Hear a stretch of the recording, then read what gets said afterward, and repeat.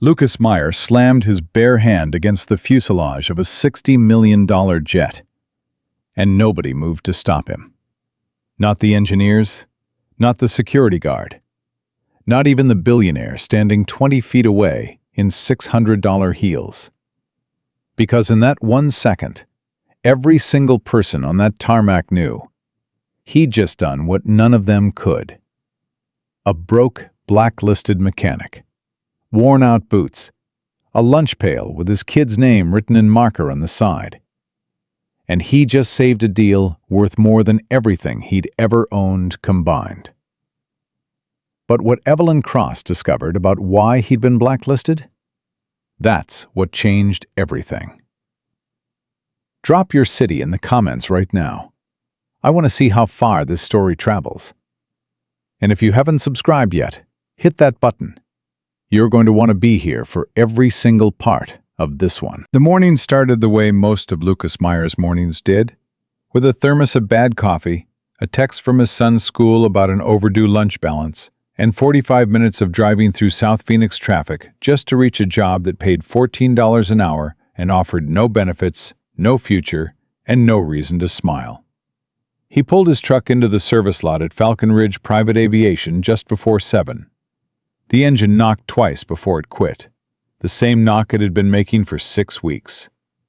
He kept telling himself he'd fix it on the weekend. But weekends were for Noah, his 9-year-old son, the only real thing left in his life that hadn't been taken from him or fallen apart. Lucas grabbed his lunch pail, clipped his temporary contractor badge to his shirt pocket, and walked through the side gate marked Service Personnel Only. Nobody greeted him. Nobody ever did. He wasn't the kind of man people noticed when he walked into a room. He was medium height, lean from years of physical work, with the kind of face that had seen weather and disappointment in roughly equal measure. He had grease under his fingernails that no amount of scrubbing seemed to fully remove, and his boots had a steel toe cap on the left foot that had been re-glued twice with construction adhesive because he couldn't afford a new pair. He was 44 years old, and he felt 60. The compound at Falcon Ridge was divided into sections. The main terminal, which was all glass and polished stone for the clients, and the maintenance hangars at the back, which were loud and hot and smelled like hydraulic fluid and aviation fuel. Lucas worked in Hangar C, the auxiliary maintenance shed, which meant he handled overflow work, tool inventory, and whatever the senior technicians didn't want to bother with. That morning, the senior technicians were all clustered around Bay 2. Lucas could hear it before he even clocked in. Raised voices, the kind of tense, clipped arguing that meant something was wrong, and everyone was trying to avoid being the one blamed for it. He signed his timesheet, stowed his lunch in the break room refrigerator, and walked to the hangar floor. The jet in Bay 2 was a Gulfstream G700, cream-colored fuselage, tail number N-X-7. He'd seen it come through twice before. He'd never worked on it. That job went to the certified Gulfstream contractors. But he knew the aircraft the way a man who loves planes knows every aircraft that passes through his orbit. He'd studied it, read the maintenance manuals on his own time. Not because anyone asked him to, just because he was, at his core, a mechanic.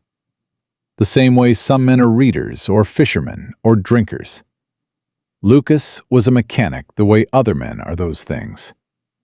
It was the one thing in his life that had never failed him, even when everything else had. The two lead engineers, Hartwell and Price, were standing near the nose, both of them on their phones simultaneously, which was never a good sign. A third man, a younger contractor in a clean vest, was running a tablet diagnostic and shaking his head every 30 seconds, like a metronome of bad news. Lucas stopped near the tool cart at the edge of the bay. He didn't announce himself. He just looked at the jet. "APU's throwing a fault code," he heard Hartwell say, not to anyone in particular. "But the diagnostic keeps clearing it. We cannot get a consistent read." "It's not the APU," Price said immediately. "I already ran the full sequence twice. It's clean." "Then why won't she start?" "I don't know, Glenn. That's what I'm trying to figure out." Lucas stood quietly. He folded his arms. He looked at the aircraft the way a doctor looks at a patient, not at the obvious symptoms, but at the subtle ones. The way she sat, the service access panels that had been opened and left ajar, the sequence of checks that had clearly been run, judging by what was open and what was closed. And he saw it. Not dramatically, not with any great surge of adrenaline. He just saw it the way he always saw things, quietly, without ceremony. The way a man recognizes a familiar face in a crowd. The connection between the APU's fuel control unit and the secondary ignition relay. It was a known vulnerability on the G700's in-service fleet, a latent wiring issue that didn't show on standard diagnostics because the fault only presented under specific thermal conditions. The diagnostic software cleared it because the fault code reset when the temperature dropped during testing. But the connection itself was intermittent. And intermittent meant it would fail every time they tried to start the engine in operating heat. They weren't going to find it running tablet diagnostics. They were going to find it when they actually looked with their hands. Lucas knew this because he had read about it in a service bulletin that Gulfstream had issued 8 months ago. Not a mandatory correction, just an advisory. A quiet flag. The kind of thing that got filed and forgotten when you were busy. He almost said something. He stopped himself. He was a $14 an hour contractor in a borrowed badge. Hartwell had a master's degree and a Gulfstream certification that cost more than Lucas made in a year. Price had 30 years in the industry. They were not going to listen to the auxiliary maintenance man standing near the tool cart. So he went back to his section and started his actual work, cataloging a parts inventory that had been left in chaos by the previous contractor. He filed. He sorted. He tried not to think about the jet in Bay 2. An hour passed. Then he heard the door to the main terminal open, and a different kind of sound entered the hangar. Not a voice exactly, more like a presence. The sound of expensive shoes on concrete, and of people immediately adjusting their posture. Evelyn Cross was 51 years old and looked like a woman who had never once in her adult life been told that she would have to wait. She was tall, dark-haired, dressed for a boardroom in a charcoal blazer and slacks, with the kind of composed, hard-edged beauty that came from decades of being the most powerful person in any room she entered. She had started Cross Meridian Holdings from a 2-desk office in Atlanta 20 years ago, and had turned it into a $16 billion energy and infrastructure company. Forbes had run her photo on their cover 3 times. She had outlasted 4 CFOs, 2 hostile takeovers, and 1 very public divorce. She walked through the hangar like she owned it, because effectively, right now, she did. Her jet was in the bay, and her time was being wasted, and those 2 things together were more than she was willing to accept with grace. She stopped in front of Hartwell. "It's been 4 hours," she said. Her voice was calm in the way that certain silences are calm. Not peaceful, just very, very still. "My board meeting is at 2 o'clock in Houston. I need a straight answer. Can you fix this aircraft, or can you not?" Hartwell straightened. "Ms. Cross, I understand the urgency. We're working through a diagnostic process that—" "Glenn?" She said his name like it was a period at the end of a sentence. "Can you fix it? Yes or no?" A pause. "We're close." "That's not yes." She looked at Price. Price looked at the tablet. She turned and looked at the jet itself for a long moment. Then her eyes moved, slowly, without any particular intention, across the hangar floor, and they landed on Lucas. He was standing at the tool cart again. He had come back to get a calibration gauge, and he was standing there with it in his hand, watching the jet the same way he had been watching it all morning. Quietly, with that particular stillness of a man who has already figured something out, but doesn't know what to do with the information. Evelyn Cross crossed the hangar floor in 11 steps. Lucas counted them because he didn't know what else to do. She stopped in front of him. She looked at his badge. She looked at his boots. She looked at the calibration gauge in his hand. And then she looked at his face. "You're not one of the certified contractors," she said. It wasn't a question. "No, ma'am. I'm auxiliary staff. Parts and inventory." She studied him for a second. "You've been watching that aircraft for the last hour." He hesitated. "I was working nearby." "You've been watching it." She said it again, not accusatory, just precise, like she was stating a fact she had already confirmed internally. "What do you see?" Lucas opened his mouth, closed it.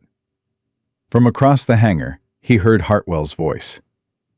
"Miss Cross, I don't think the maintenance inventory staff is really the person to—" "I wasn't asking you, Glenn." She didn't look away from Lucas. "I'm asking him. What do you see?" Lucas looked at the jet. He looked at her. He did the math in his head. What it cost him to speak. What it cost him to stay quiet. And he made his decision in about 3 seconds.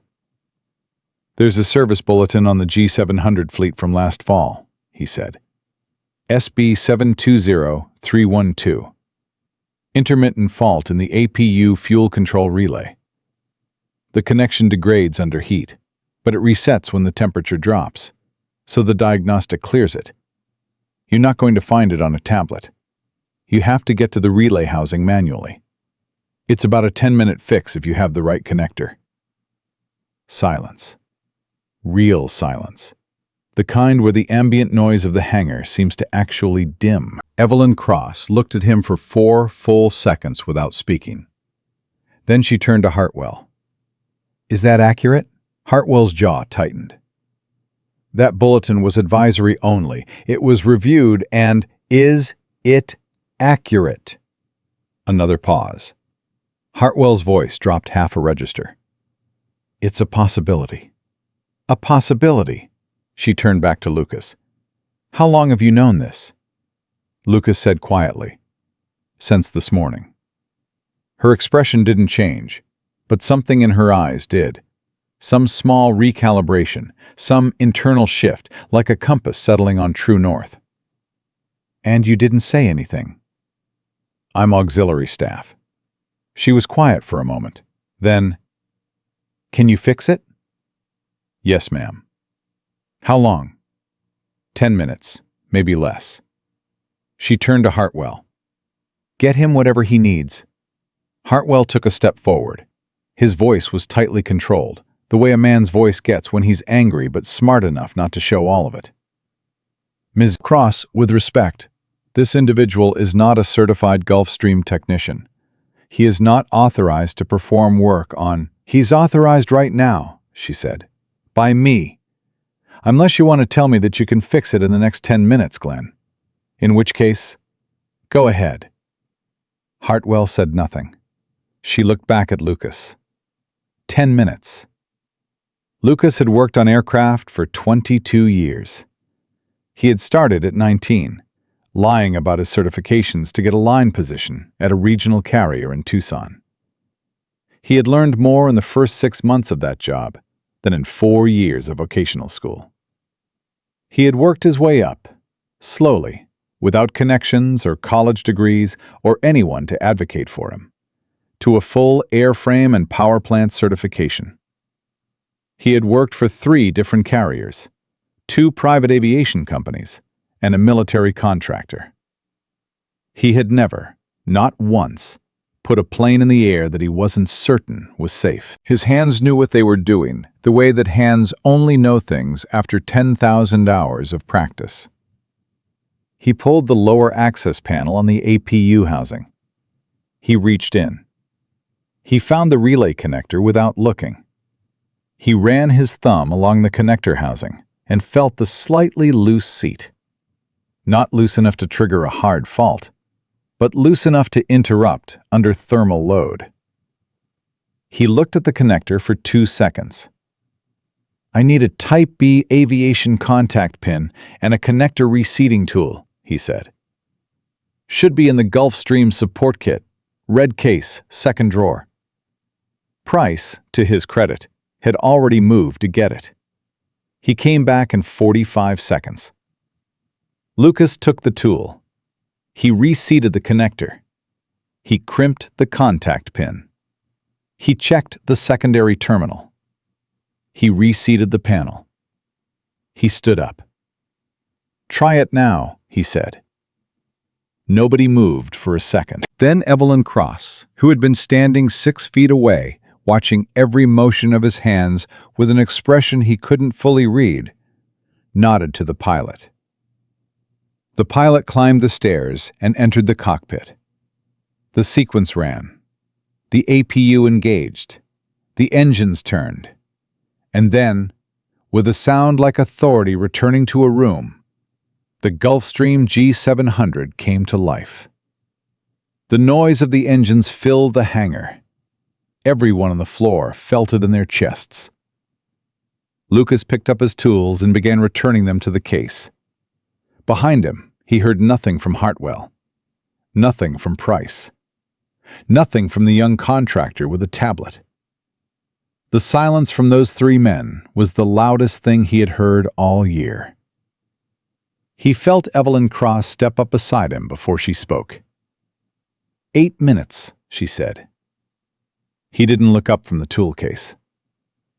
The relay was a little stubborn. A pause. Then, quietly, and this surprised him, she said, "Thank you." He did look up then. Something in her voice had changed. Not warmer exactly, but more honest. Like she had taken off one layer of the professional armor she wore everywhere. It was a small thing, but Lucas had spent his whole adult life paying attention to small things. "I'm glad it worked," he said. She studied him. "What's your name?" "Lucas Meyer." "Lucas." She let the name sit for a moment. "How long have you been at Falcon Ridge?" 6 weeks. Contract position. "Before that?" He looked at her steadily. "It's a long story." She glanced at her watch, then back at him. "I have a board meeting in Houston in 4 hours." A beat. "After that, I have time." And Lucas Meyer, who had learned years ago not to expect much from the world, who had built his whole life around quiet competence and hoping that was enough, who had eaten more than a few dinners sitting at a 2-person kitchen table across from his son and tried to explain why the world wasn't always fair, felt something shift in his chest that he hadn't felt in a long, long time. Not hope exactly, more like the moment before hope, the moment when the door opens a crack and you can see through to the other side. He nodded once. "I'll be here." She turned and walked toward the stairs of the jet. At the top, she paused and looked back at him across the tarmac. "One more thing, Mr. Meyer." Her voice carried over the engine noise with the ease of someone used to being heard. "How long did you know before you said anything?" He considered lying. He didn't. "Most of the morning." She held his gaze for a moment. Her expression was unreadable. Then she stepped inside, and the door closed behind her. And Lucas stood there in the heat of the hangar, tools in his hand, his contractor badge swinging on its clip. And he breathed. He breathed, and he looked at the jet. And somewhere in the back of his mind he thought about Noah, and about his father, and about a piece of advice his father had given him when he was just 17 years old and learning his first engine teardown in a garage in Flagstaff. "If you can fix it," his father had said, "fix it. The rest of it, the politics, the titles, the money, None of that matters. You see something broken, and you have the knowledge to fix it, and you walk away? That stays with you. That follows you. Lucas had spent the last 3 years learning how true that was. He had walked away once, not because he wanted to, but because the system had made it feel impossible to stay. He had flagged a hydraulic fault at Skyward Airlines. He had written the report. He had escalated it through every proper channel. And when that plane had its incident on the tarmac and 2 ground crew members were injured, they had needed someone to blame. They had chosen him, the junior mechanic who had filed the report, the one without the union protection, without the seniority, without the vice president who would go to bat for him. They said he had misread the fault data, that his report had been alarmist and incorrect, that his conduct had caused confusion that delayed the correct repairs. None of it was true. Every word of his original report had been accurate. But truth, he had learned, was slower than institutional machinery and far less well-funded. He had lost his position. His certification had been suspended pending review. The review had dragged on for 18 months, while he burned through his savings, picked up whatever maintenance work he could find under the table, and raised his son as a single father in a 2-bedroom apartment in Mesa, with a second-hand couch and a very good library card. The certification had been partially reinstated, enough to work auxiliary roles, not enough to sign off on airframe work. Not enough to be the kind of mechanic he had been. Not enough. Never quite enough.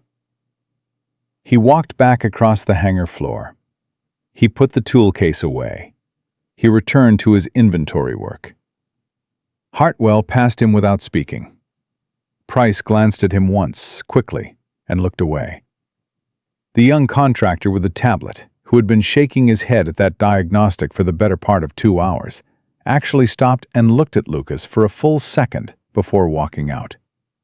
Not with hostility, with something more uncomfortable than hostility. Recognition. The recognition of a man who had just watched someone else do the thing he had failed to do. Lucas sat down at his work table and opened the inventory spreadsheet and started entering part numbers. His hands were completely steady. That was the thing about Lucas Meyer that most people missed, because they were too busy seeing the worn boots and the badge and the lunch pail with his son's name on it. The man was steady. He had been knocked down more times than was fair, and he had gotten up every single time, not with dramatic speeches or visible rage, but with that particular, stubborn, quiet steadiness of a man who knew that the work mattered, that doing it right mattered, and that he was still, underneath everything that had been taken from him, exactly who he had always been. A mechanic, a father, a man who, if he could fix it, fixed it. Outside, the Gulfstream taxied toward the runway. He could hear the engines cycling to full power, clean and strong, and exactly as they should be. He allowed himself one small thing. He closed his eyes for just a second and listened to that sound. That was his work. In those engines, whether anyone knew it or not. He opened his eyes and went back to the inventory list. Row by row, part by part. He had work to do. And somewhere over the Phoenix sky, a $60 million jet climbed toward Houston, carrying a woman who had asked him his name and told him she had time. And Lucas Meyer had not yet begun to understand what that meant. The inventory spreadsheet had 412 line items. Lucas knew because he had counted them twice. Once when he started the job 6 weeks ago, and once this afternoon when he needed something to look at that wasn't the empty bay where the Gulfstream had been. He worked through the afternoon without speaking to anyone. That wasn't unusual. What was unusual was the way the hangar felt different after the jet left, like the air pressure had changed, like a storm had passed through and rearranged everything on the shelves, without anyone being able to say exactly what had moved. Hartwell left at 3 without saying a word to him. Price stayed until 4, running a post-check on a citation that had come in for routine service. He passed Lucas twice at the parts counter. The second time, he slowed down, just slightly, just enough, and Lucas looked up from the spreadsheet, and the two men made eye contact. Price was in his late 50s, square jaw, close-cropped gray hair, the look of a man who had been competent at his job for so long that competence had become invisible to him. He didn't look hostile. He looked like a man trying to decide whether he owed someone something, and not being sure he liked the answer he kept arriving at. "The bulletin," Price said finally. "SB 720312. "Yeah, Gulfstream issued that last October." "September, actually," Lucas said. "The 23rd. Price was quiet for a second. "You have it memorized?" "I read it when it came out. I read most of the advisories when they come out." "You're an inventory tech." "Right now I am." Price looked at him for another moment. His jaw moved like he was going to say something else. Then he just nodded, a single, compact nod, like he was filing something away, and walked on. It wasn't an apology. Lucas hadn't expected one. But it was something. In the economy of men who spent their lives around machinery, where communication came in half sentences and weighted silences, it was close enough to respect that Lucas could live with it. He clocked out at 5:15, walked to his truck in the contractor lot, got in, turned the key, and listened to the knock in the engine. 2 quick, familiar hits, like someone tapping a door. "I know," he said to the truck. "I'll get to it." He pulled out onto the access road and pointed the truck toward Mesa.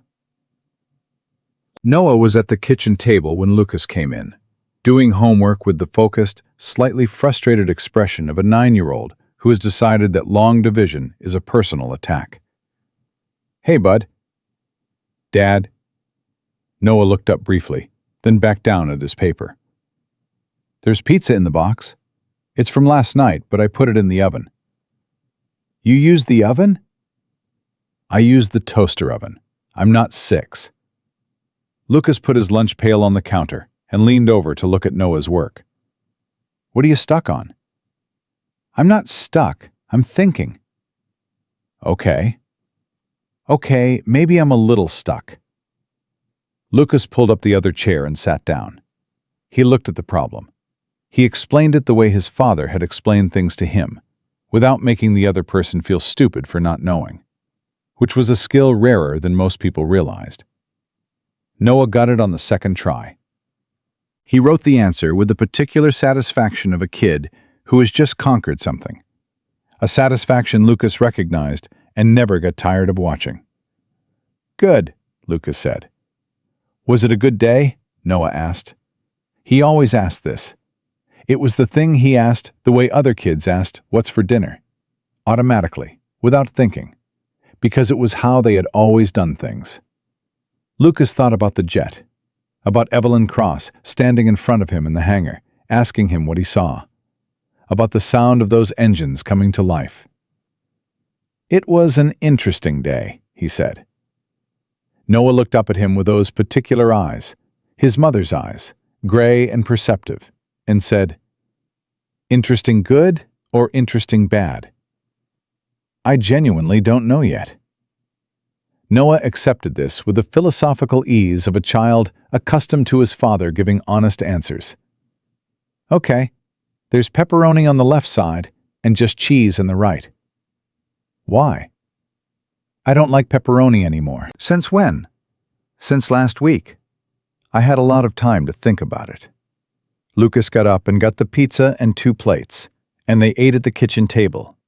And Noah talked about school with the meandering enthusiasm of a child who doesn't yet understand that most conversations have a point. And Lucas listened to every word, and the knock on the engine, and the Gulfstream, and Evelyn Cross, and all of it receded to the back of his mind where he kept things he couldn't control. This was the rhythm they had built, just the two of them, in this apartment, with its second-hand furniture, and its very good library card, and its toaster oven, and its pepperoni debates. It wasn't the life Lucas had planned, but it was his life. He had stopped apologizing for it a long time ago, at least to himself. After Noah was in bed, Lucas sat at the kitchen table with a cup of coffee and his phone and a copy of a letter he had been carrying in his jacket pocket for 6 days without opening it all the way. It was from the Aviation Safety Reporting System, a follow-up to a complaint he had filed, his third over 3 years, regarding the internal review process at Skyward Airlines following the hydraulic incident. He had filed the first 2 himself. The third had been filed with the help of a paralegal named Donna, who worked at a legal aid office in Tempe, and who had told him, when she first read his documentation, "Lucas, this is not a complicated case. The problem is that it's going up against a complicated institution." The letter said they were reviewing his submission and would contact him within 90 days. He had received 3 letters in 3 years that said approximately the same thing. 90 days. Processing. Under review. He folded the letter and put it back in his jacket pocket and drank his coffee. His phone buzzed. Unknown number, 713 area code. Houston. He stared at it for 1 ring. 2. He picked up. "Mr. Meyer." Her voice was different without the jet engine behind it. Quieter, more direct, still precise. "I hope this is an acceptable hour." "It's fine. I'm in Houston. The meeting went well, in case you were wondering." "I wasn't, but I'm glad." A pause. He could hear the ambient sound of a hotel room, the muted hum of a climate system, a distance that felt like money. "You said it was a long story. Your history." "I did. I made some calls this afternoon, between meetings." Lucas was quiet. "I spoke with the operations director at Falcon Ridge," she continued. "He told me you came through a contractor agency, that your airframe and power plant certification is on a restricted status, and that you had a, I believe his exact word was, incident at a previous employer. That's one word for it. He also said, and I'm quoting here, that you were, quote, not the kind of hire they'd normally consider for anything above auxiliary work, given your record." A beat. He seemed quite confident about that. "I'm sure he was." "Mr. Meyer." Her voice shifted by about 1 degree, not softer, but more direct, which in her case seemed to mean something similar. "I looked up SB 720312 this afternoon. The service bulletin you referenced." "Okay." "It was issued September 23rd of last year, which means my aircraft has been in service with that unresolved advisory for 6 months. My certified Gulfstream contractors had access to the same documentation you apparently memorized in your own time. They missed it. You didn't." He didn't say anything.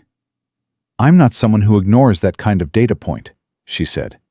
"I want to know more about the situation that ended your career at Skyward Airlines."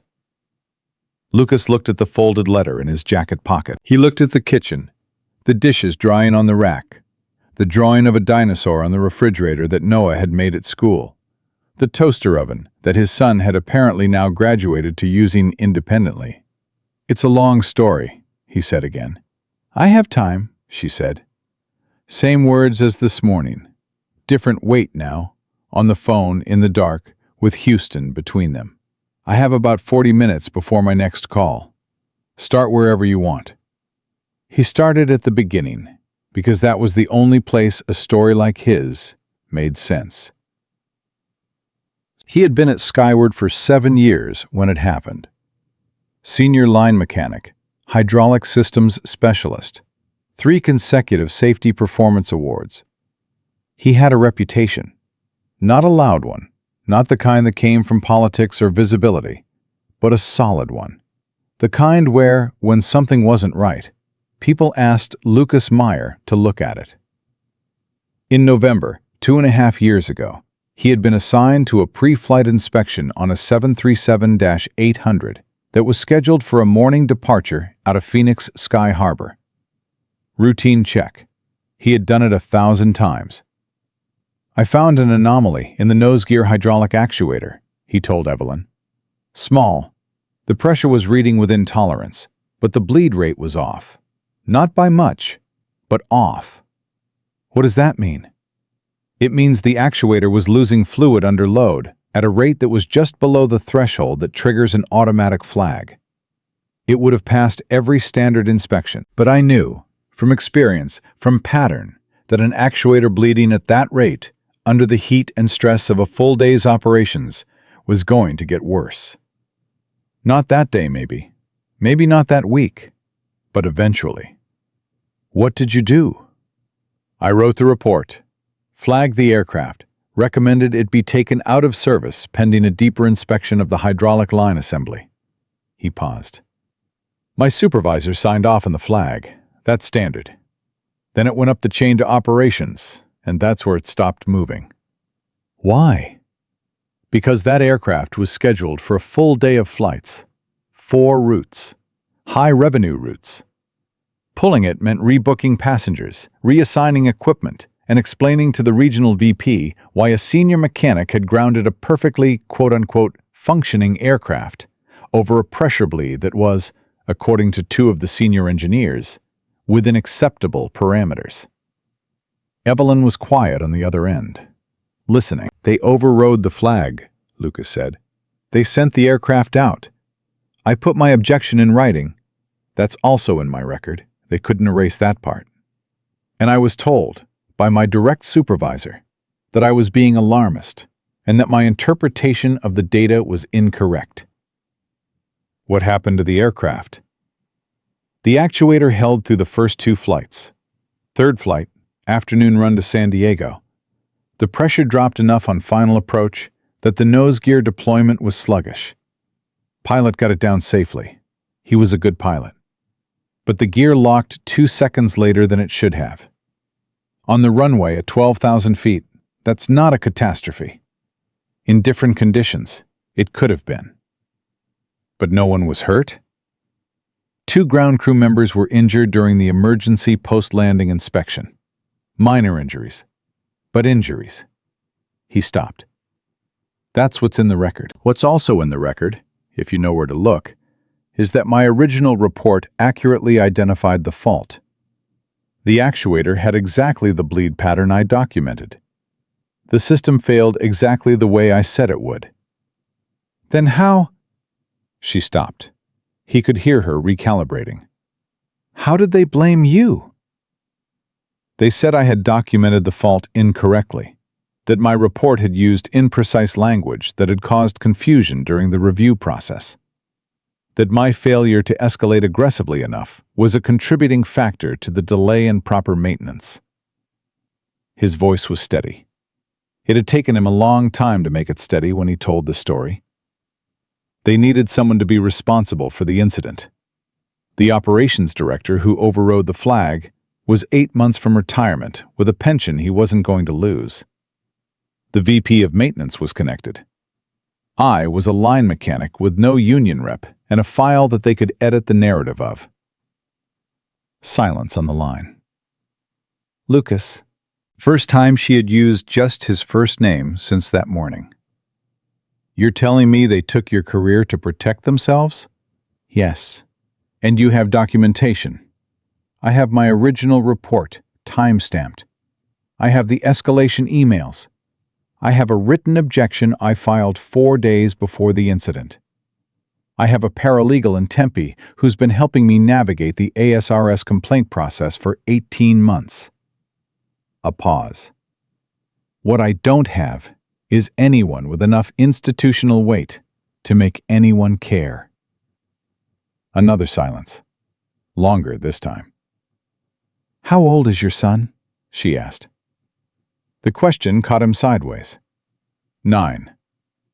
What's his name? Noah. How long have you been doing this alone? He exhaled slowly. His mother left when he was 3. It's not a hostile situation. She just moved on. It's just been the two of us since then. He wasn't sure why he was telling her this. Maybe because it was late, and he was tired, and she was asking, and he had been carrying it for long enough that setting it down, even briefly, even in a phone call with a woman he'd met 14 hours ago, felt like something his body needed. You flagged a safety issue, Evelyn said slowly. You were overruled. The incident happened exactly as you predicted. And then they used your report as the instrument to punish you for being right. That's a clean way to put it. Is it accurate? Yes. He heard her breathe, not heavily, just once, controlled and deliberate. The breath of a person processing something that has made them angry and choosing very carefully how to handle that anger. I have a question, she said, and I want an honest answer.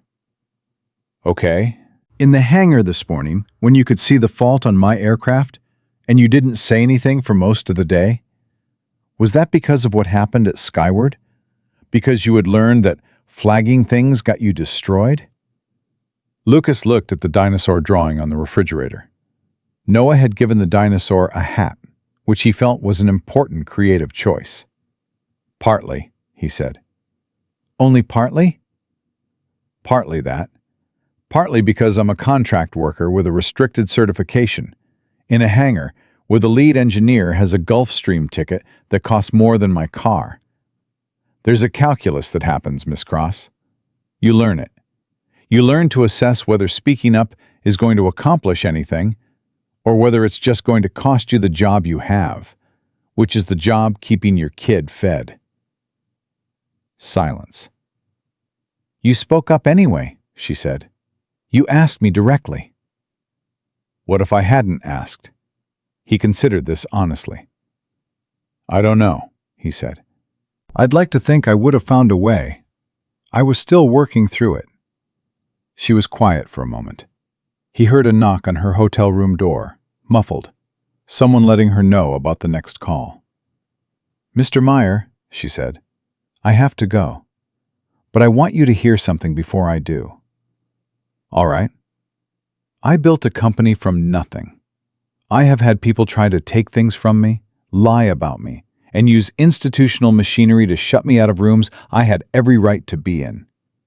I know what it looks like when a system turns on an individual to protect itself. A pause. And I know what it looks like when the individual it turned on was the one person in the room who was actually right. He didn't say anything. There wasn't anything to say. I'll be back in Phoenix on Thursday, she said. I'd like to meet. Not at Falcon Ridge. Somewhere you're comfortable. I work Thursday. I'll have your contractor hours covered. Thursday at noon. You pick the place. He thought about it. There's a diner on University Avenue, Manny's. You might be overdressed. A pause. And then, for the first time, he heard something that might have been the beginning of a smile in her voice. I'll manage. All right. Thursday, Mr. Meyer. Noon. She ended the call.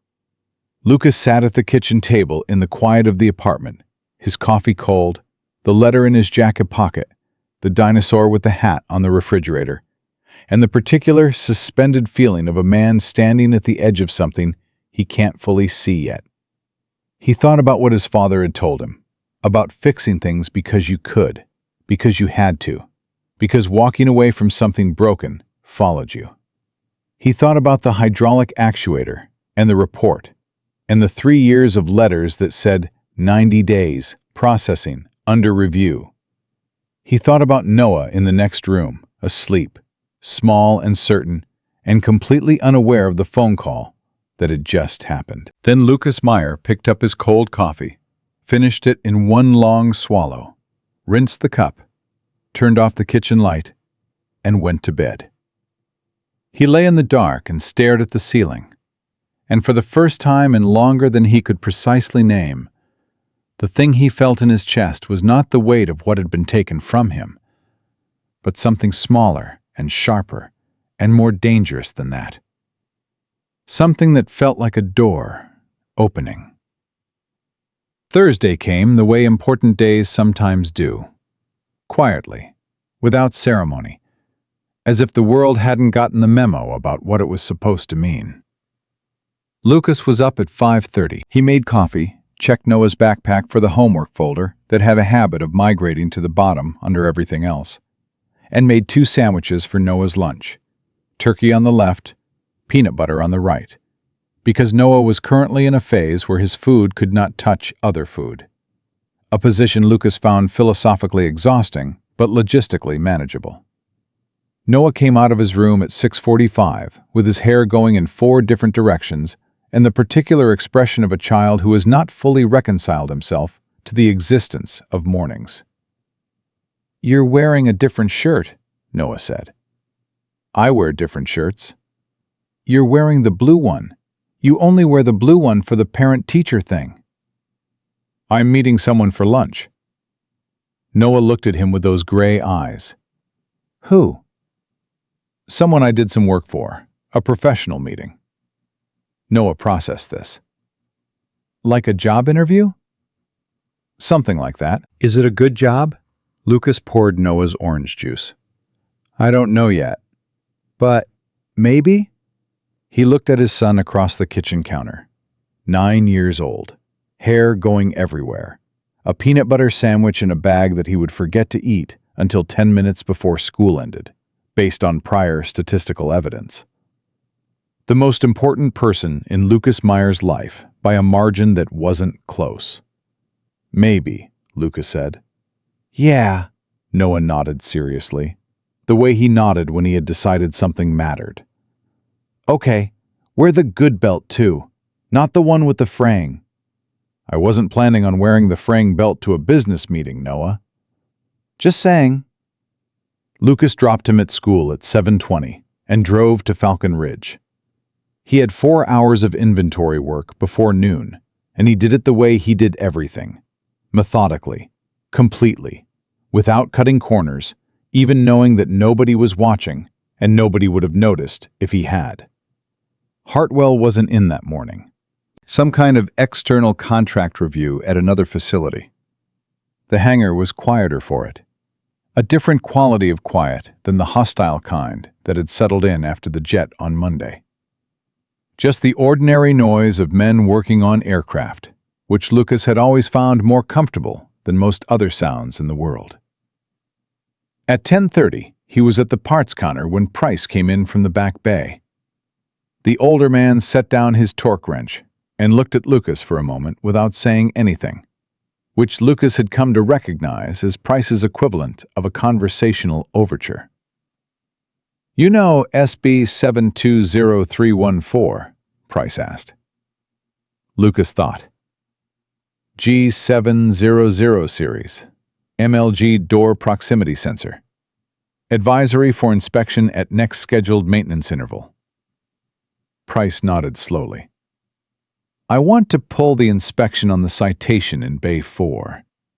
The owner is bringing it in next week. I thought it would be useful to have another set of eyes on the sensor assembly when we get in there." He paused. "Specifically, eyes that have apparently read every advisory bulletin issued in the last calendar year." Lucas looked at him. "You want my help." "I'm asking if you're available to assist. Your auxiliary duties permitting." It was a careful construction, not an apology, not a full acknowledgement. But it was Price, a 30-year career man with a Gulfstream certification, asking a contract inventory tech for assistance on an inspection. And both of them knew what that meant. "I can make myself available," Lucas said. "Good." Price picked up his torque wrench. At the door to the bay, he stopped. Without turning around, he said, "That relay on Monday. If you had flagged it through the normal channel, the report would have gone to Hartwell.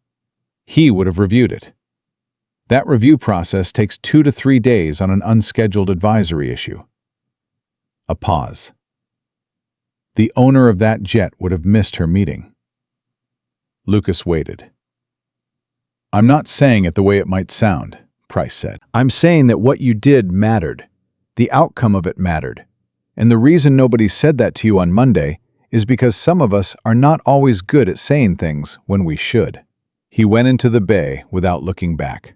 Lucas stood at the parts counter for a moment. He thought about Donna in Tempe and her 3 years of letters, and the way institutional systems had 1,000 ways of not saying things when they should.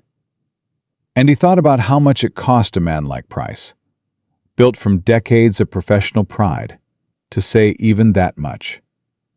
He went back to work. Manny's on University Avenue was the kind of diner that had been in the same location for 35 years because the food was honest and the booths were wide, and nobody bothered you if you were working through something over a cup of coffee.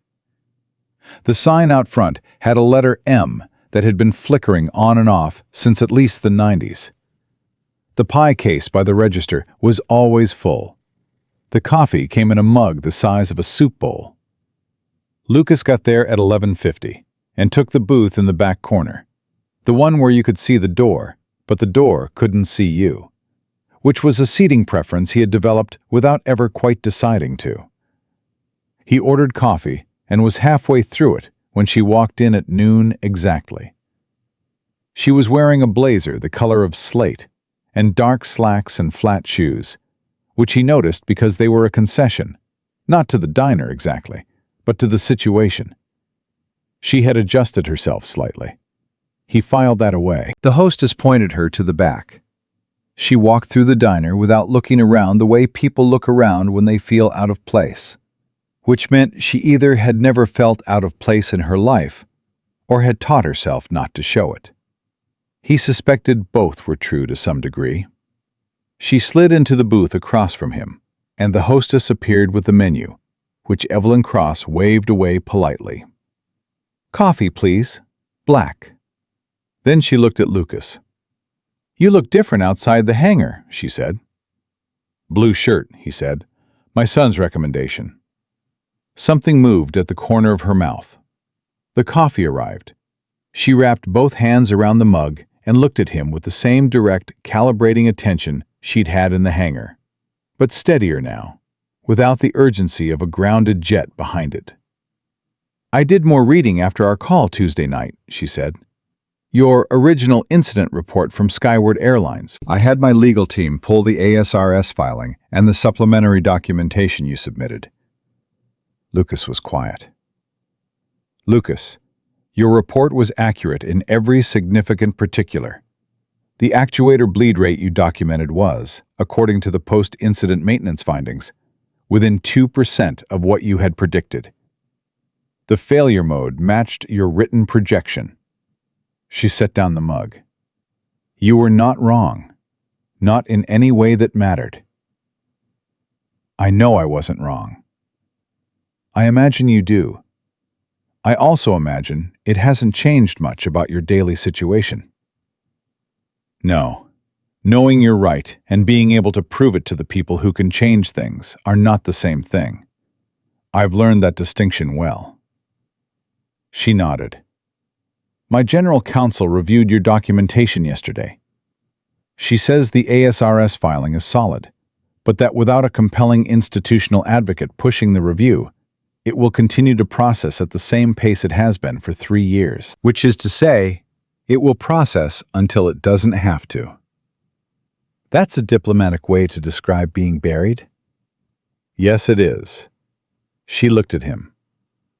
"I want to be direct with you about why I'm here and what I'm considering. Is that all right?"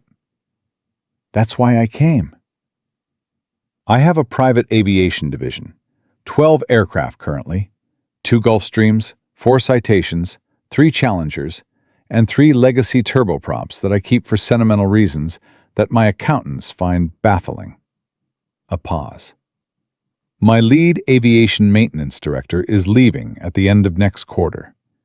He's retiring to Tucson, which I fully support because he has earned it. Lucas kept his expression neutral. The position manages all maintenance oversight for the fleet, compliance coordination, vendor relationships, and safety protocol. It reports directly to my Director of Operations.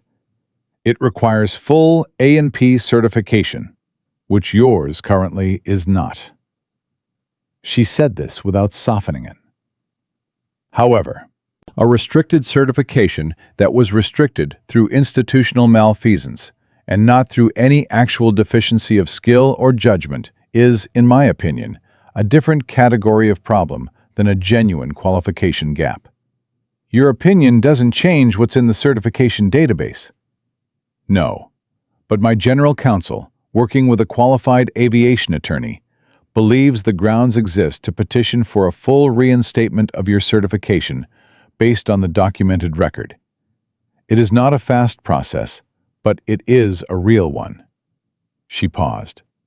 And in the meantime, there are ways to structure a supervisory role that operates within the technical bounds of your current certification while a reinstatement petition is actively moving. Lucas sat back. He looked at the coffee mug in his hands. He took the temperature of what was happening in his chest, not the cynicism, not the part that had been burned enough times to know that good things arriving with this kind of velocity sometimes had a cost that didn't show until later. But under that, the steady part, the mechanic part, the part that assessed things accurately and didn't exaggerate in either direction. What are you offering me, Miss Cross? A real job, not a contract position. Salary, benefits, a defined career path. Compensation that reflects what your actual skill level warrants, not what your documentation currently permits. She held his gaze. And the institutional way to pursue your certification reinstatement properly. My company's aviation legal team working your case, not a paralegal in Tempe doing it on a volunteer basis. The mention of Donna stung slightly. Not in a hostile way. Evelyn Cross hadn't meant it as a slight against Donna, who had given Lucas more than she owed, but because it was accurate. It named the asymmetry that had defined 3 years of his life. He was fighting a machine with a pocket knife, and she was offering him access to tools that matched the scale of what he was up against. You don't know me, he said. We've had one conversation. You watched me fix a relay. I watched you identify a fault that my certified contractors missed, under conditions where speaking up cost you something, and fix it in 8 minutes. She leaned forward slightly. And then I spent 2 days reading everything about you that I could find. I know how you operate, Mr. Meyer. I have been evaluating people professionally for 20 years. I am very rarely wrong about what I am looking at. What are you looking at? She answered without hesitation. A man who does the work because the work matters. Not for recognition, not for politics, not for the next promotion. Because getting it right is the thing. A beat. Those people are genuinely rare. I do not let them walk out of a conversation if I can avoid it. Lucas was quiet for a moment. From the front of the diner, he could hear the ordinary sounds of the lunch rush building.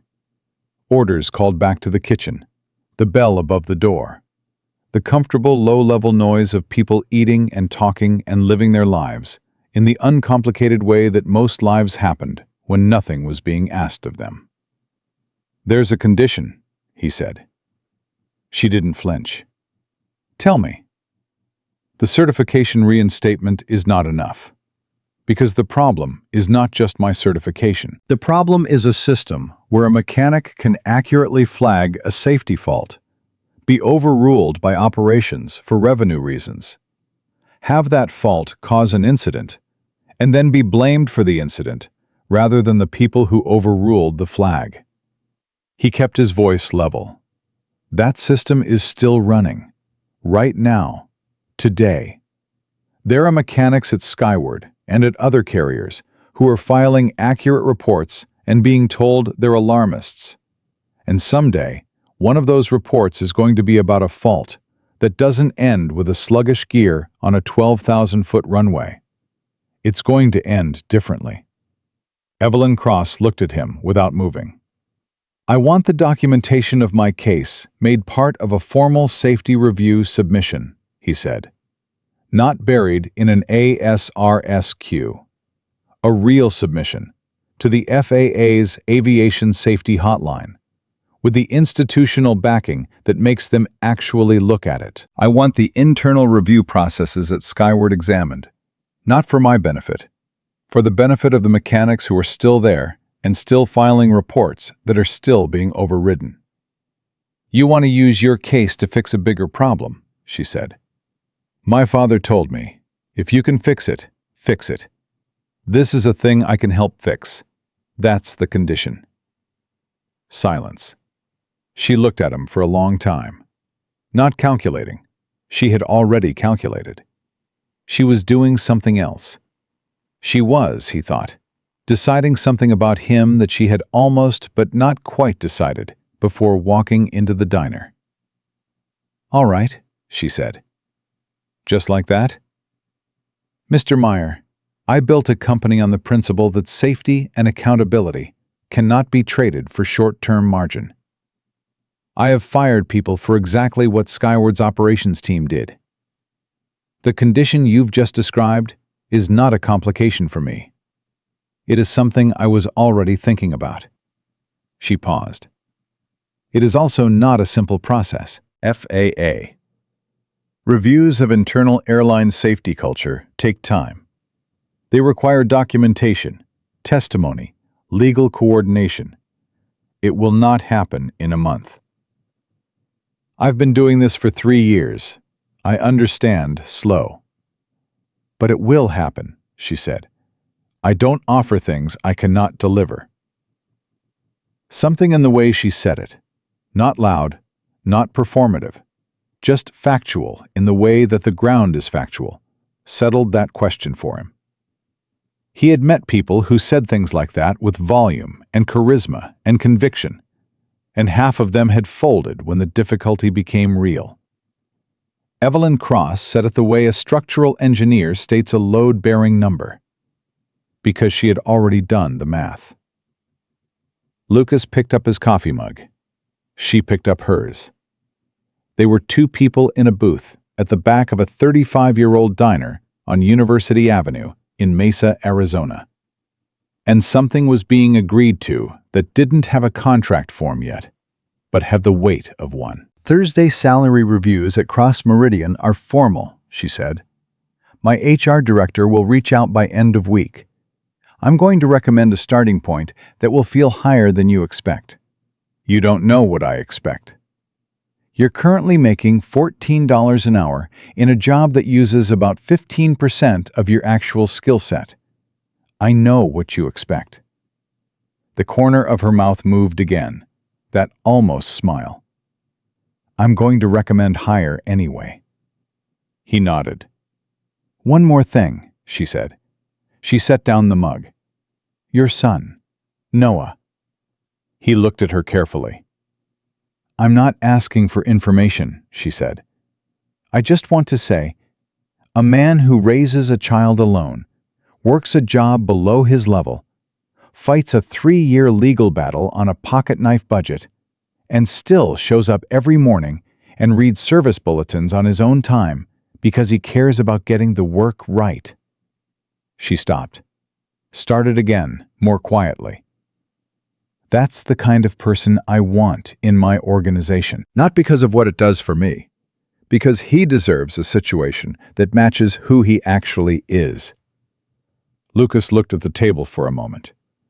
He was a man who had learned to sit with hard things without flinching, who could take bad news without collapsing, and good news without needing to make it bigger than it was.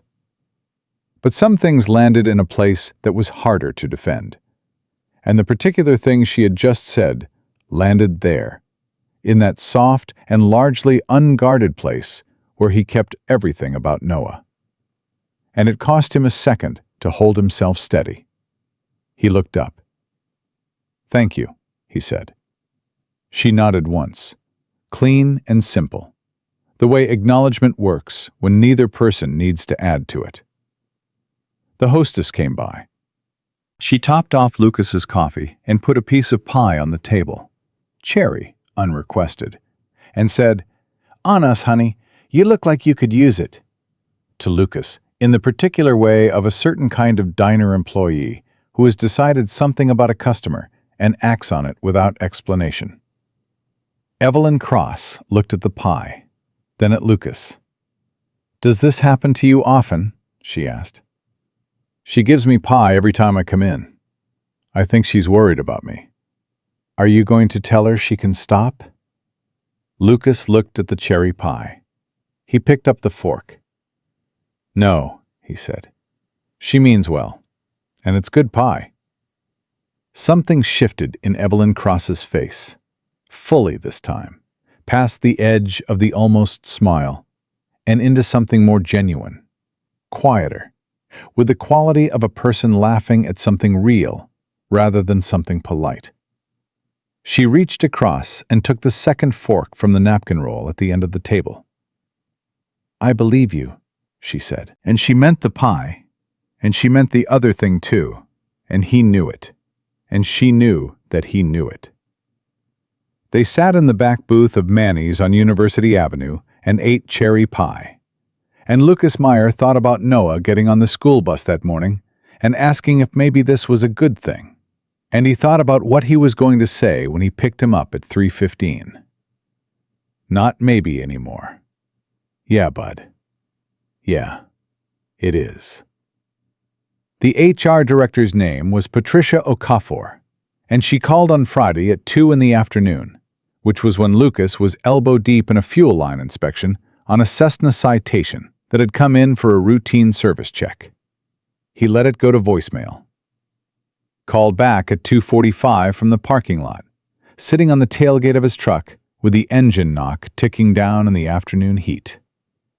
Patricia Okafor had the voice of a woman who had delivered a great deal of information to a great deal of people and had learned to be precise without being cold. She introduced herself, confirmed she was calling on behalf of Evelyn Cross and Cross Meridian Holdings, and then stated a salary figure. Lucas said nothing for 3 full seconds. "Mr. Meyer," she said. "I'm here. Can you repeat that number?" She repeated it. It was the same number. Yes, he said. "I understand. There's also a full benefits package, medical, dental, vision, life insurance, and a dependent care provision that covers your son through the end of the school year following his 18th birthday." A pause. Miss Cross was specific about including that last detail. Lucas looked at the parking lot, at the heat rising off the asphalt in soft, wavering lines, at his truck, which was still knocking. "She was specific about that," he said. "She was. There will be a formal offer letter sent to the email address we have on file. Please review it with whatever counsel you prefer and return it signed within 7 business days." Patricia paused. "Ms. Cross also asked me to tell you that the aviation legal team has already begun a preliminary review of your certification reinstatement case. Their lead attorney, a man named Daniel Reyes, will contact you early next week." That's fast. Miss Cross moves quickly when she has decided on a direction. He thought about the Gulfstream taxiing to the runway on Monday, about the precision with which Evelyn Cross had operated in every moment since then. Not reckless, but swift, with the confidence of someone who had learned that hesitation had its own cost. "Thank you," he said. "Of course, Mr. Meyer. Welcome to Cross Meridian." He sat on the tailgate for a few minutes after she hung up. He didn't call anyone. He didn't have anyone to call, which was one of those quiet facts of his life that he had made peace with a long time ago, but which still surfaced sometimes with a particular clarity. He thought briefly about calling Donna. She would want to know about the legal team, about Daniel Reyes. But he decided to wait until he had something more concrete. He called Noah's school instead. He spoke to the front office and paid off the outstanding lunch balance. It was $47. He paid it over the phone with his debit card and asked the woman on the other end to make sure it went through before the end of the day. She confirmed it had. He went back inside and finished the fuel line inspection. He gave his 2 weeks to Falcon Ridge on Monday morning. He had drafted and revised the resignation letter 3 times over the weekend, not because the words were complicated, but because he wanted them to be right, professional, clean, without bitterness or score settling, which required care given what the last 6 weeks had been. The facility manager, a man named Garrett, who Lucas had spoken to approximately 4 times in 6 weeks, received the letter with the expression of someone who has been handed a thing he doesn't know exactly what to do with. "You have another position?" Garrett asked. "Yes. Can I ask where?" "Cross Meridian Holdings, Aviation Division." Garrett looked at him. Something moved across the man's face. A kind of reorganization, a recalibration, as if the image of Lucas that had been filed in some mental drawer, marked auxiliary, temporary, was being pulled out and re-examined. "Evelyn Cross's outfit," Garrett said. "Yes." A pause. That's a significant operation." "I know." Garrett looked at the letter for another moment. "Lucas." He used his first name. He hadn't done that before. "What happened on Monday with the Gulfstream? With the APU relay? I want you to know that the way Hartwell handled that, the way he spoke to you during that situation, that's not how we operate here. And I should have addressed it directly at the time, and didn't." Lucas looked at him. "All right. I'm saying it now because it should have been said before you gave me that letter. I appreciate that. It was not a complete accounting of everything that had happened in 6 weeks at Falcon Ridge. It was not an apology for the contractor badge and the auxiliary shed and the $14 an hour. But it was a man trying to say a right thing when there was no longer anything to be gained from saying it, which gave it a weight that strategic kindness never had. "Good luck," Garrett said. He extended his hand. Lucas shook it. He had 9 working days left at Falcon Ridge, and he used all of them. He completed the citation sensor inspection with Price, who was precise and methodical, and said very little that wasn't about the aircraft, which was a working dynamic Lucas had always been comfortable in. On the 7th day, after they had finished a bearing check and were putting tools away, Price spoke without being prompted, which was notable enough that Lucas gave it his full attention. "I've been doing this 31 years, Price said. He was wiping down a socket wrench with a shop rag, not looking at Lucas. "I have been in situations where I saw something that needed to be said, and I calculated whether saying it was worth the cost." He paused. "I am not always proud of those calculations." Lucas kept putting tools away. "I don't know your full history," Price said. "I heard things after Monday. Enough to understand what it cost you last time." He set down the wrench. "I just want to say that what you did, flagging a fault on an aircraft that was about to carry a passenger, regardless of your position and regardless of who was in the room, that is exactly what this industry requires of every person who touches an aircraft. And it is not always what it gets."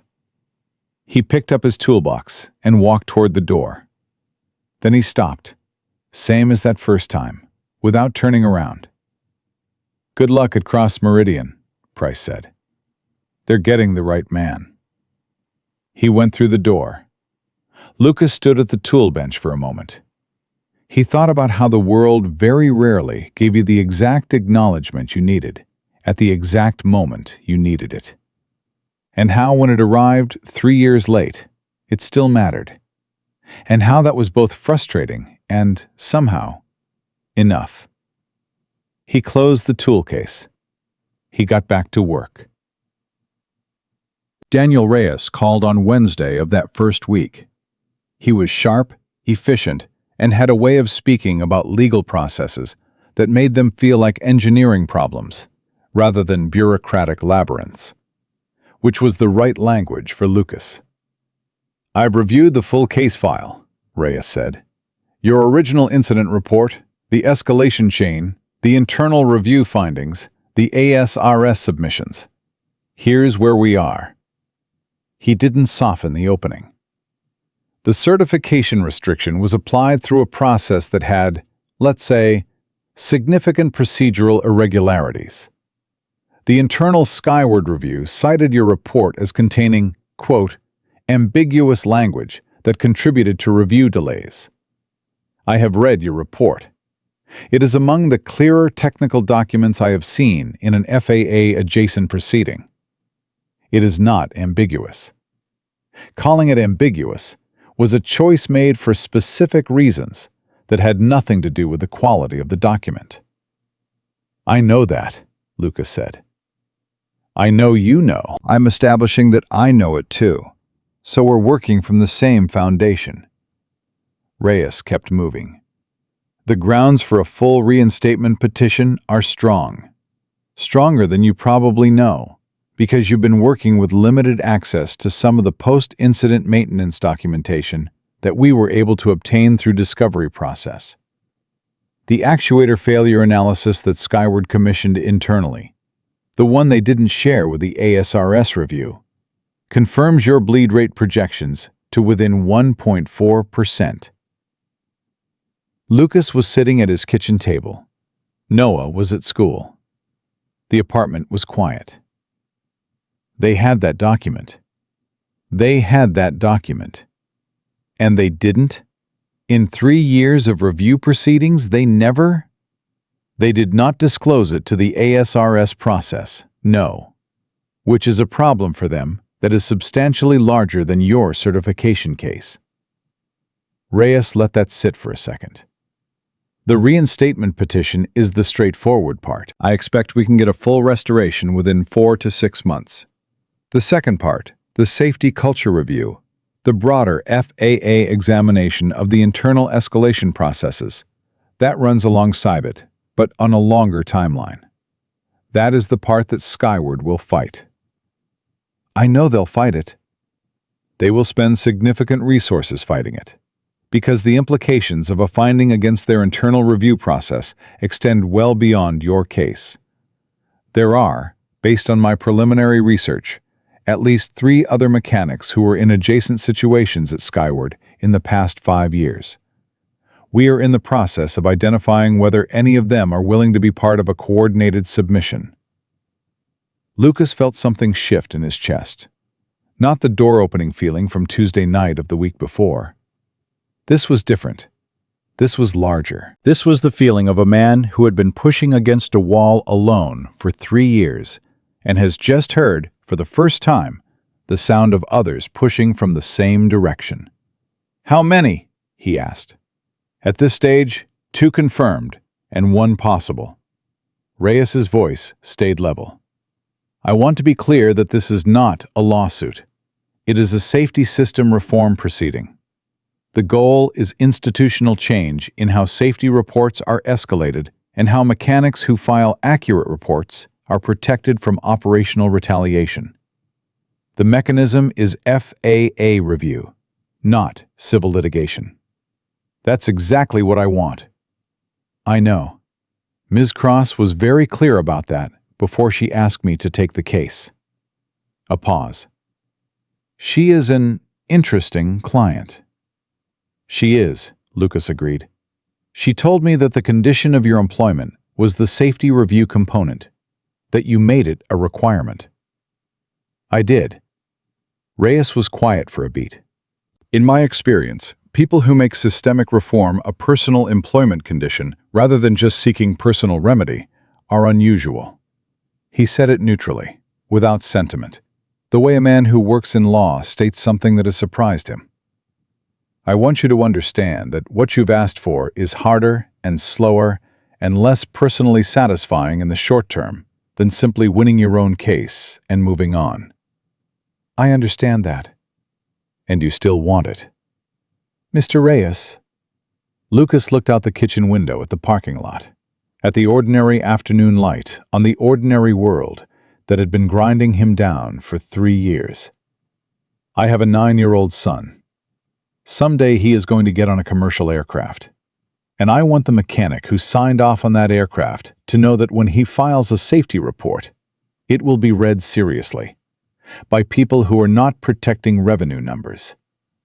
I want that mechanic to know that the system will not turn on him for doing his job right. He paused. That's what I want. That's the whole thing. A long silence on the line. Then Reyes said quietly, "Understood. I'll have the petition draft to you by the end of next week." Lucas's last day at Falcon Ridge was unremarkable except for one thing. At the end of the shift, he was cleaning out his section of the break room, his coffee mug, the lunch pail with Noah's name on it, a paperback he had been reading on breaks, when the door opened and Hartwell walked in. Lucas had not had a direct conversation with Hartwell since the Monday of the Gulf Stream. He had seen him across the hangar floor several times. Each time, Hartwell had found something else to look at. He didn't look away now.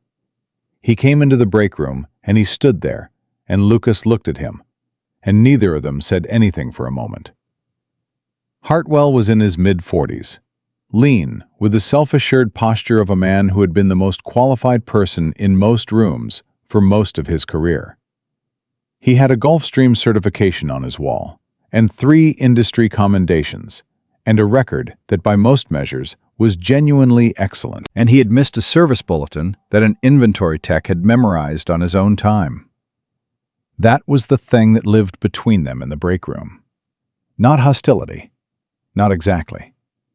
Something more uncomfortable than hostility, which was the quiet fact of what had happened and what it meant, and neither of them being able to make it smaller than it was.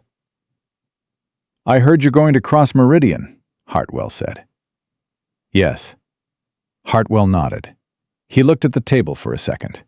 When he looked back up, something in his face had shifted. Not dramatically, not with any great visible effort, but enough. "The bulletin," he said. "SB 720312. "Yeah." "I had reviewed the advisory list when it came out in September. I made a judgment call that the G700 in Bay 2 was low risk given its service history." He stopped. "That judgment call was wrong." Lucas watched him. "I don't say that easily," Hartwell said. "I know you don't.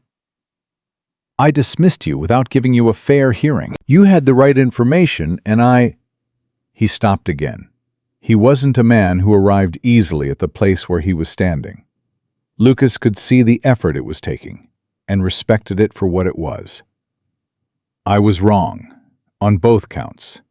Lucas picked up his lunch pail. "Glenn," he used the man's first name, which he'd never done. "You've worked in this industry for 20 years. In those 20 years, how many times did you catch something that the person before you missed?" Hartwell frowned slightly. "Dozens of times.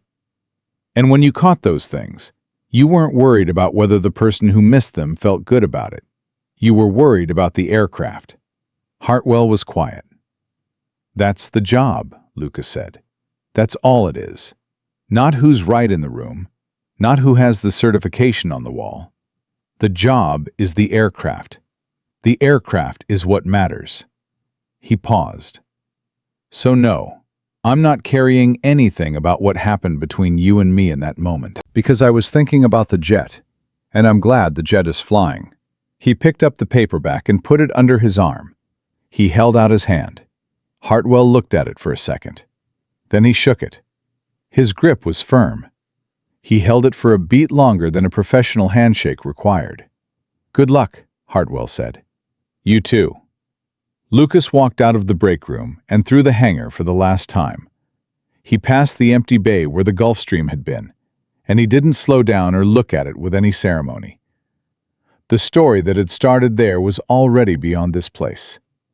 He pushed through the side door marked "Service Personnel Only" and walked to his truck in the contractor lot. He got in, turned the key. The engine knocked. 2 quick, familiar hits. He sat there for a second.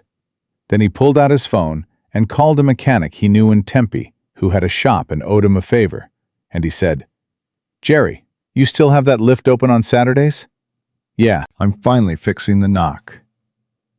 He pulled out of the lot and pointed the truck toward Noah's school. 3:15 pickup. He was going to be early. He was going to be standing at the fence when Noah came out, and Noah was going to come running the way he sometimes still did when he forgot to be cool about it. And Lucas was going to tell him that the new job was starting Monday, and that lunch was paid off, and that things were going to be different now. Not perfect. Lucas had been alive long enough to know that different and perfect were not the same address. But different. Real different. The kind that started from the ground up, built on a foundation of doing the work right and saying what was true, and not walking away from broken things when you had the knowledge to fix them. He drove through the afternoon traffic with the knock in his engine and the lunch pail on the passenger seat and the paperback on the dash. And he thought about Evelyn Cross and Daniel Reyes and Price and the 3 other mechanics who had filed reports at Skyward and been ground up by the machine. And he thought about his father in that garage in Flagstaff. And he thought about a 9-year-old boy with his mother's gray eyes who asked every day whether it had been a good day. He thought about what he was going to say today. He thought about how, for the first time in 3 years, the answer was going to be simple. Yeah, bud. Today was a good day. Monday came the way good Mondays rarely do, with the particular clarity of a morning that knows it is the beginning of something. Lucas was up at 5, same as always. He made coffee. He checked Noah's backpack. He made 2 sandwiches, turkey on the left, peanut butter on the right, still not touching. And he put them in a lunch bag that was not the old one with Noah's name written in marker. That one was on the shelf in the closet now. He had bought a new bag on Saturday, which Noah had regarded with a kind of solemn approval that children reserve for things that feel like an official change in status. "It's got a better zipper," Noah had said. It does. The old one, the zipper stuck sometimes. I know. Noah had held the new bag for a moment. Then he had looked at Lucas with those gray eyes. "Is this the new chapter?" He said it seriously, without irony, the way 9-year-olds say things that come out more precisely true than they intend. "Yeah, bud," Lucas had said. "This is the new chapter." Now it was Monday morning, and Lucas was dressed in the blue shirt again. He had 2 of them now, also purchased on Saturday. And he dropped Noah at school at 7:20 and drove north toward the Cross Meridian Private Aviation Facility on the far side of Scottsdale. The facility was different from Falcon Ridge in the way that a purpose-built thing is different from a thing that has been patched and extended over decades. It was clean and organized, with a maintenance operation that ran on documented protocols and a safety culture that Lucas had read about in the onboarding materials over the weekend, with the focused attention of a man who has been hungry for a long time and has finally been handed real food. The operations director, a woman named Sandra Chu, met him at the main entrance. She was efficient, warm in a professional way, and walked him through the facility with the particular pride of someone who had helped build it and wanted you to understand what you were walking into. "Miss Cross wants to meet with you at 9, Sandra said, as they moved through the maintenance floor. "But I want to show you the fleet status board first, because I think context matters before that conversation." The status board covered the maintenance condition of all 12 aircraft, service histories, upcoming inspection intervals, outstanding advisories. Lucas stood in front of it for 5 minutes without speaking, reading it the way he read everything mechanical. Not quickly, but completely. 3 of these have advisory bulletins that haven't been actioned, he said. Sandra looked at the board. The two on the challengers have been reviewed and deprioritized pending the next scheduled interval. The citation one, SB-21-0447. Cabin pressure differential sensor. That one's not deprioritizable. He kept his voice even. The symptom profile on that bulletin is intermittent. Same thermal pattern as the G700 relay. It'll pass a static diagnostic and fail under operating conditions. Sandra was quiet for a second. Then she pulled out her tablet and made a note. I'll flag it for immediate inspection. Before that aircraft flies again, Lucas said. Not asking, stating. She looked at him, not with resistance, with assessment. The look of a competent person measuring another competent person and arriving at a number she was satisfied with. Before it flies, she confirmed. He looked back at the board. All right, let's go see Ms. Cross. Evelyn Cross's office at the aviation facility was not the kind of office that was trying to impress anyone. It had a desk, 2 chairs, a window that looked out over the tarmac, and a whiteboard covered in a dense network of notes and figures that Lucas suspected represented something considerably larger than the aviation division. She was on the phone when Sandra walked him in, and she held up one finger without looking up, and finished the call in about 90 seconds, which he appreciated. People who made you wait while they performed the importance of their other conversations were a specific variety of difficult that he had encountered too often.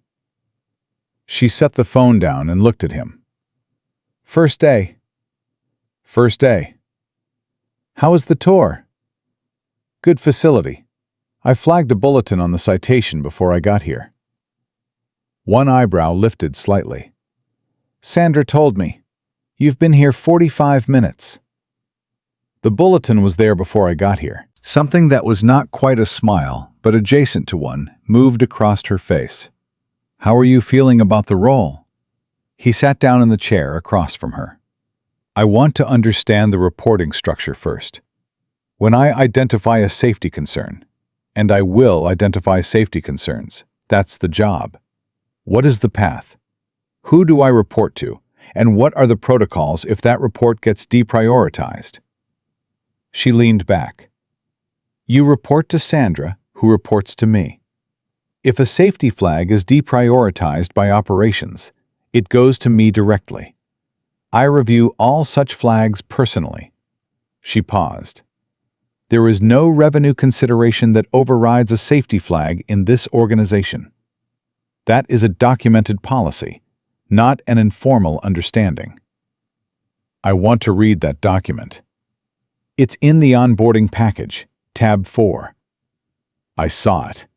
I want to know if it's enforced the way it's written, or if it's the kind of policy that exists on paper and lives somewhere else in practice. She looked at him steadily. Ask me a harder question, he thought. Have you ever had an instance in this organization where a safety flag was overridden for operational reasons? Once, 4 years ago, before the policy was documented. An operations manager made a call to keep an aircraft in service that should have been grounded for a hydraulic check. When I found out, I grounded the aircraft, fired the operations manager, and wrote the policy.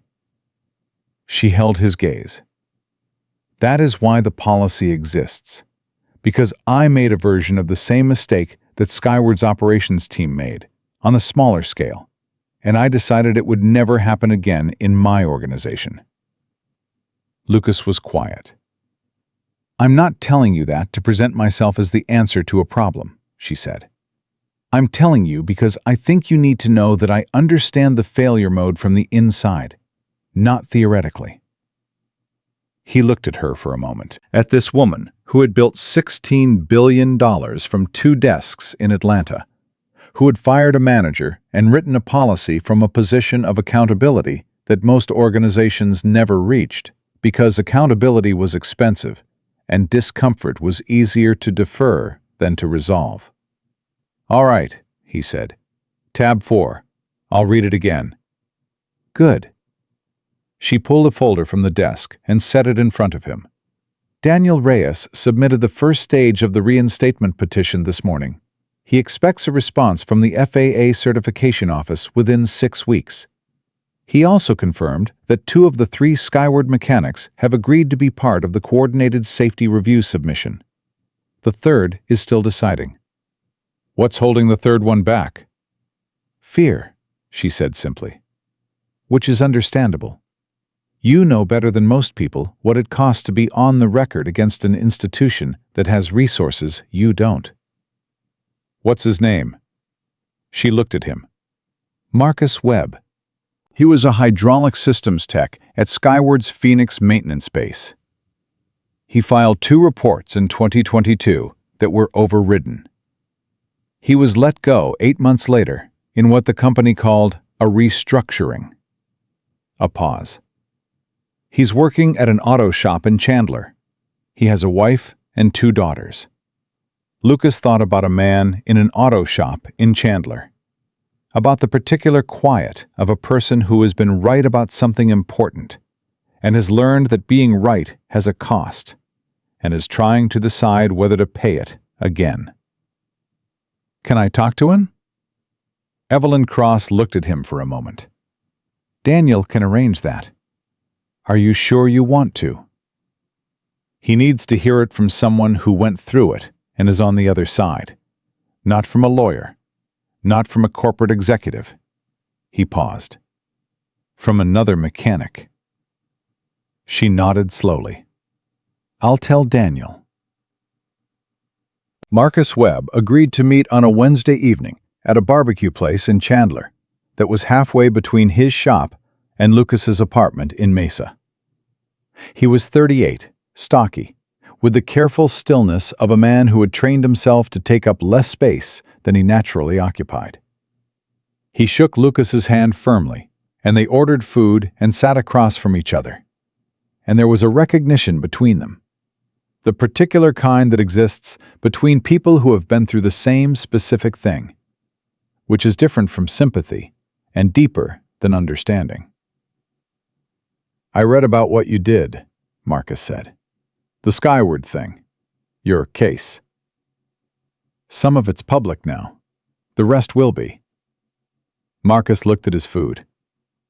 I have 2 girls, 7 and 9. I have a son, 9.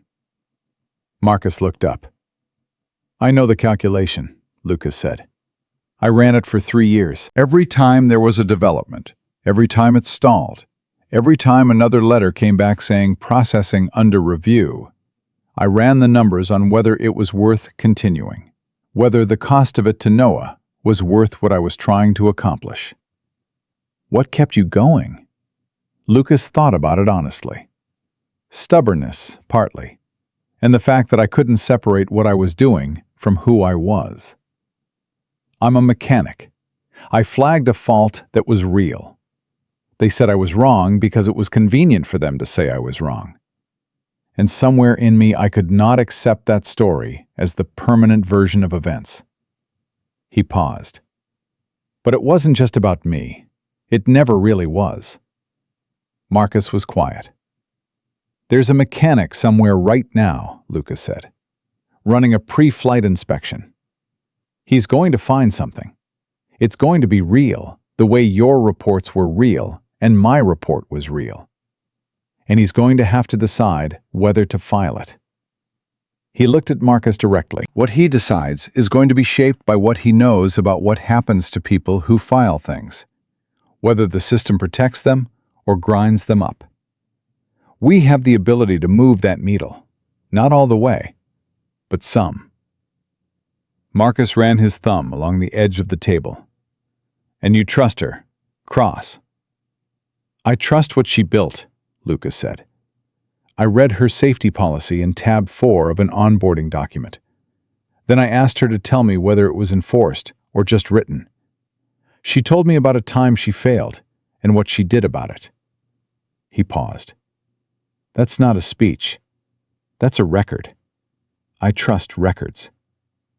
Marcus was quiet for a long time. long enough that the restaurant moved around them, tables turning over, the smell of barbecue and the low sound of a ball game on the TV above the bar.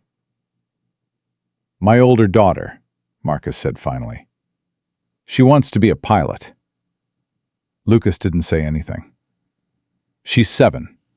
She might change her mind 14 more times, but right now she wants to be a pilot." He looked up. "I think about her on a plane someday.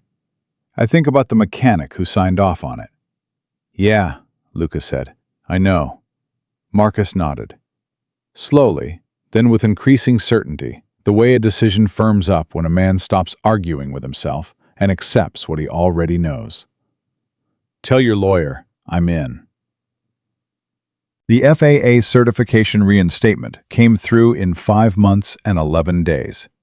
Daniel Reyes called at 8:17 on a Tuesday morning, and Lucas was on the maintenance floor of the Cross Meridian facility, reviewing the pre-flight checklist on one of the Challengers when his phone buzzed, and he stepped away from the aircraft and took the call standing near the hangar door in the thin winter light of a January morning in Arizona.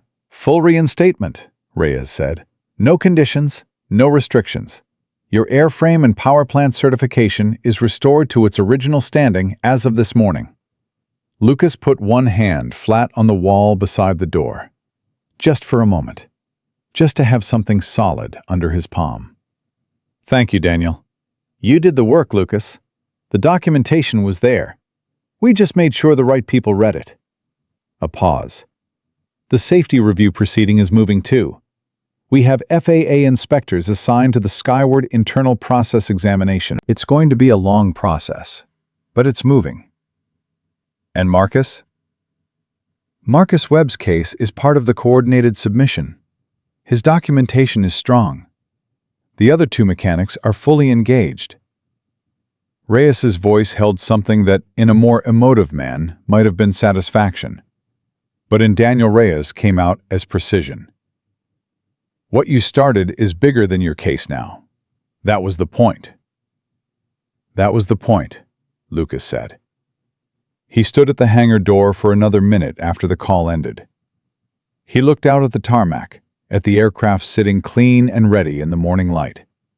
And he thought about a Tuesday morning 2 years ago when he had pulled into a parking lot in his knocking truck with a borrowed badge and a thermos of bad coffee. And he let himself feel the full distance between that morning and this one, which was something he rarely allowed because it had always felt premature, dangerous, like looking down from a height before you had finished climbing. But he had finished climbing, or at least he had reached a ledge from which the ground was far enough below that the fear of falling had changed character, from the constant, grinding fear of a man who cannot afford to fall, to the ordinary human fear of heights that all people have, and that most people learn to live alongside. He put the phone in his pocket and went back to the Challenger. "Everything good?" Sandra asked, looking up from the checklist. "Everything's good." She looked at him for a second, at the particular quality of stillness he was carrying, that was different from his usual stillness. "Good news?" "Yeah," he said. "Good news." She smiled and handed him the checklist. He took it, and they got back to work. He told Noah that evening at the kitchen table. He didn't make it a big presentation. He put dinner on the table. Actual dinner, something he had cooked, because his schedule now allowed for cooking rather than just reheating. And he let Noah talk about school for a while, about a project involving volcanoes that he was extremely invested in, and about a kid named Carter who had tried to claim that vinegar and baking soda counted as a real chemical reaction and was absolutely wrong, according to Noah, who had looked it up. "It is a real chemical reaction," Lucas said. Noah paused.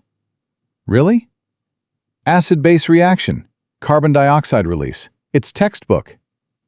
Noah considered this with the expression of someone revising a position while trying to maintain dignity. "Well, it's not a very impressive one." "That's fair. I still don't think Carter gets full credit." "That seems like between you and Carter." Noah ate his dinner.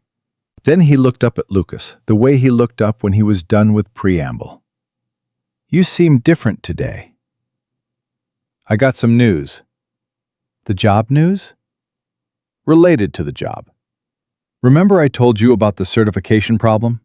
About why I couldn't do the full work I used to do for a while?" "Because of the bad people at the airline," Noah said. It was exactly how Lucas had explained it, stripped to its essential truth in the way that children stripped everything to its essential truth. "Because of that, yes. Well, as of today, that's fixed. The certification is fully restored. I can do all of it again. Everything." Noah looked at him steadily. "The bad people got in trouble?" "That process is still going. That part takes longer. But it's happening. It's happening." Noah nodded. He picked up his fork again, ate for a moment. Then, without looking up, he said, "Grandpa would be proud." Lucas went very still. He had not told Noah much about his father. His father had been gone for 7 years. A quiet, unhurried man who had taught Lucas everything he knew about engines and most of what he knew about character, and who had died of a heart attack in that same garage in Flagstaff where he had taught Lucas his first teardown, which was either deeply appropriate or deeply cruel, depending on the day. "Yeah," Lucas said. His voice was steady. He had made it steady. "Yeah, he would." Noah looked up. Those gray eyes, his mother's eyes, but with something else in them too. Something that had been there since Lucas first looked at him in the hospital 7 years ago, and had been getting clearer every year. A quality of perception, of seeing things as they actually were. "You fixed it," Noah said. "Like you always fix things." "I had help this time." "But you started it." Lucas looked at his son, at the boy who had grown up alongside the hardest years of his life and had remained, through all of it, uncynical, curious, direct, generous. He thought about how much of that was just who Noah was, and how much of it was the product of what Lucas had tried to give him even when giving was difficult. The honesty, the steadiness, the refusal to pretend that hard things weren't hard, or that right things weren't worth doing because they were hard. "I started it," Lucas agreed. "Then that counts," Noah said, with the certainty of a 9-year-old who has not yet learned to qualify his convictions. "That's the most important part. Starting." Lucas looked at his son for a long moment. He thought about the first morning, and the knock on the engine, and the borrowed badge, and the Gulf Stream in Bay 2, and Evelyn Cross asking him what he saw from across a hangar floor. He thought about Donna in Tempe, and Daniel Reyes, and Marcus Webb, and his daughter who wanted to be a pilot. He thought about a mechanic somewhere right now, running a pre-flight inspection, finding something real, deciding whether to say so. "Yeah," Lucas said. "That's the most important part." Noah went back to his dinner, satisfied with the resolution, already moving toward the next thing, the way the young move through the world when they trust that the ground beneath them is solid. And the ground was solid now. Lucas had built it, had spent years rebuilding it after it was taken from him, had kept building it even when the progress was invisible and the cost was daily and the outcome was far from certain. He had built it the way he had built everything in his life, with his hands, with his attention, with a stubborn insistence that doing the work right was not optional, was not circumstantial, was not something you traded away when the room you were standing in told you it would cost you. That was the thing that hadn't been taken from him.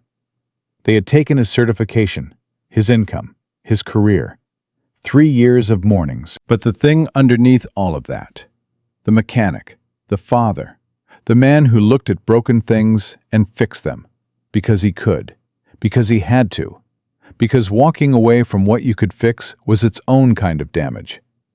That had stayed exactly where he had put it. And now the world was finally arranged to match it. Outside the apartment window, Somewhere over the Phoenix sky, an aircraft was climbing. Engine clean, systems checked, every component signed off by hands that knew what they were doing, that cared what they were doing, that understood that at 35,000 feet, the difference between careful and careless was not a matter of paperwork, but of human lives. Lucas Meyer had helped make that true today. Not for the last time. He cleared the plates and washed them at the sink. And Noah brought him a drawing he had made at school. A volcano, orange and dramatic, erupting with what appeared to be genuine enthusiasm, and taped it to the refrigerator next to the dinosaur with the hat. And the kitchen was warm, and the apartment was quiet, and the knock on the engine was gone, because he had finally fixed it. He was a mechanic. He was a father. He was a man who had been told by people with more power than him that his version of events was wrong, that his judgment was flawed, that the story of his career was a story of a mistake. It was not. It was a story of a man who saw something broken and fixed it, and kept fixing things, and would not stop. And now everyone knew it.